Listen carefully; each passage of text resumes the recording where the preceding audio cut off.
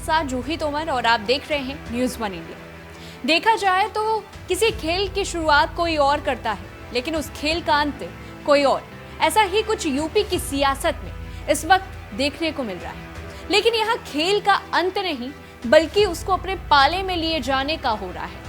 अब आप सोच रहे होंगे कि हम किसकी बात कर रहे हैं। दरअसल यहाँ बात हो रही है बुलडोजर की, वो बुलडोजर जिसकी शुरुआत यूपी में सीएम योगी आदित्यनाथ ने की, पर अब तक इस एक्शन को खत्म करने की मांग उठ रही थी। लेकिन यहाँ अखिलेश अब इस बुलडोजर को योगी से छीनने की बात कह रहे हैं कि यूपी के अगले विधानसभा चुनाव में भारतीय जनता पार्टी की हार तय है और सपा की सरकार बनेगी।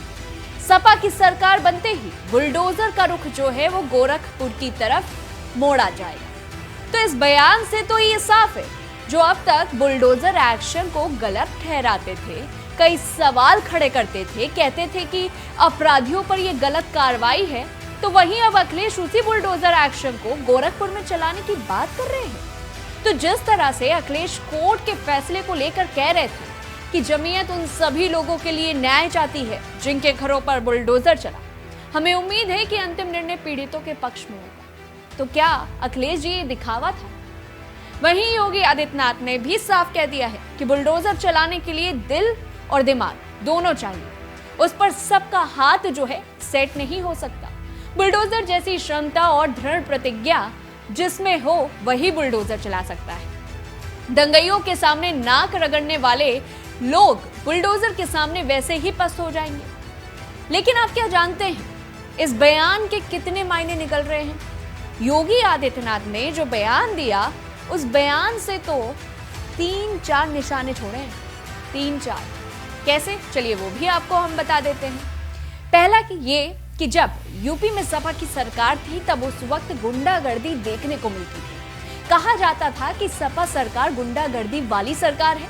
उस वक्त सपा की छवि बेहद ही खराब थी, क्योंकि अतीक और मुख्तार अंसारी जैसे गैंगस्टर और गुंडागर्दी वाले गैंग जैसे लोगों से कनेक्शन है।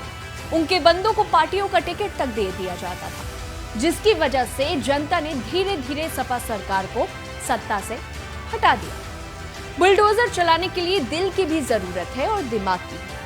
अब ये तो अखिलेश के पास दिमाग तो है, लेकिन दिल का पता नहीं, क्योंकि सपा में ही कई ऐसे नेता हैं जो रेप जैसे मामलों को अंजाम देते हैं, लेकिन बचा लिए जाते हैं।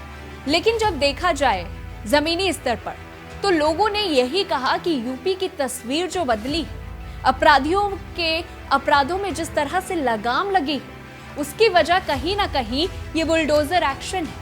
बुलडोजर एक्शन को लेकर पिछले कुछ सालों में देश भर में जमकर बहस छिड़ी हुई है, और इसके आलोचकों का ये कहना रहता है कि बुलडोजर की कार्रवाई के जरिए अल्पसंख्यकों को निशाना बनाया जाता है और बीजेपी शासित सरकारें जो हैं इसका राजनीतिक फायदा लेती हैं।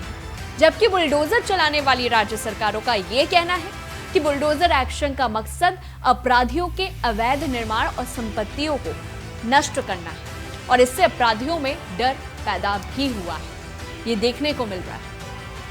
अब देखिए, बुलडोजर एक्शन को लेकर वहीं सुप्रीम कोर्ट ने भी सोमवार को बेहद सख्त टिप्पणी की। सुप्रीम कोर्ट ने कहा कि अगर कोई शख्स दोषी भी पाया जाता है तो भी उसके घर पर बुलडोजर नहीं चलाया जा सकता। तो अभी इस पूरे मामले को लेकर के अभी आगे भी कार्रवाई होनी है। अभी आगे भी सुप्रीम कोर्ट जो है बैठक करेगा, जिसमें और भी निर्णय बता सकता है।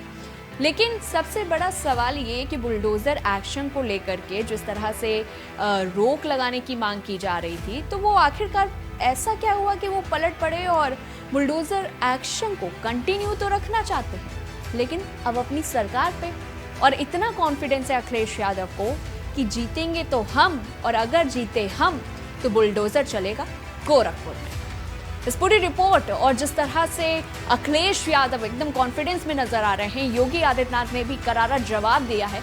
इस पूरे वायरल हो रहे कमेंट को लेकर के आपकी क्या कुछ राय है, हमें कमेंट बॉक्स पे बताइए। और ये भी बताइएगा बुलडोजर एक्शन को रोक दिया जाना चाहिए या फिर बरकरार रहना चाहिए। इस पूरी रिपोर्ट को लेकर के आपकी क्या कुछ राय, कमेंट बॉक्स में बताइए। तब तक के लिए देखते रहिए न्यूज़ वन इंडिया।